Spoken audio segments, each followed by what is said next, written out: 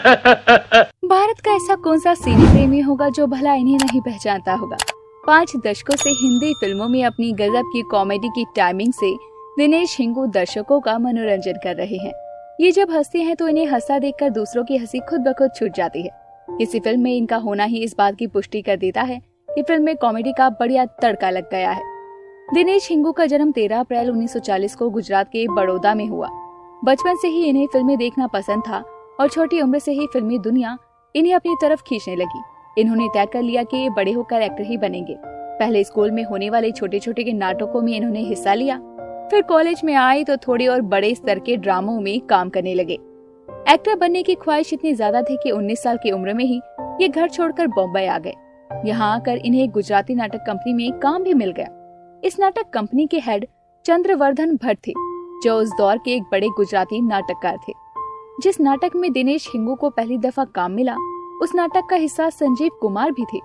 इस नाटक में काम करने के दौरान ही इनकी संजीव कुमार से काफी अच्छी दोस्ती भी हो गई। संजीव कुमार इनके इतने गहरे दोस्त बन गए कि उनके साथ दिनेश हिंगू ने कई सारी फिल्मों में काम भी किया।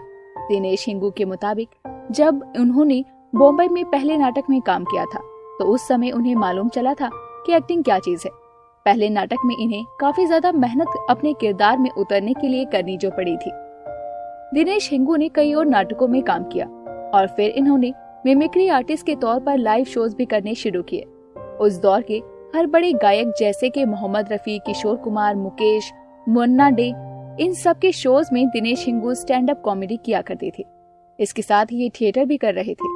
दिनेश हिंगू साल 1962 में बॉम्बे आए थे और पहली दफा इन्हें फिल्म में काम मिला सन 1967 में आई फिल्म तकदीर में।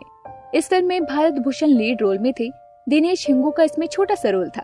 दिनेश हिंगू के बड़े से बड़े फैन भी इस बात से वाकिफ नहीं होंगे कि अपनी पहली फिल्म तकदीर में ये कोई कॉमेडियन नहीं बल्कि एक नेगेटिव रोल में थे। इन्होंने उस फिल्म में पत्थर फैक्ट्री के एक बदतमीज कर्मचारी का किरदार निभाया था। नौजवान दिनेश हिंगू खुद भी उस समय नहीं जानते होंगे कि भले ही अपनी पहली फिल्म में ये विलन बने हो, लेकिन एक दिन ये बॉलीवुड में अपनी कॉमेडी के लिए जाने जाएंगे। तकदीर फिल्म से एक खास बात और जुड़ी है। इस फिल्म से दिनेश हिंगू के अलावा कुछ और कलाकारों ने भी अपनी करियर की शुरुआत की थी। ये कलाकार थे फरीदा जलाल, जलाला आगा और सुभाष घई।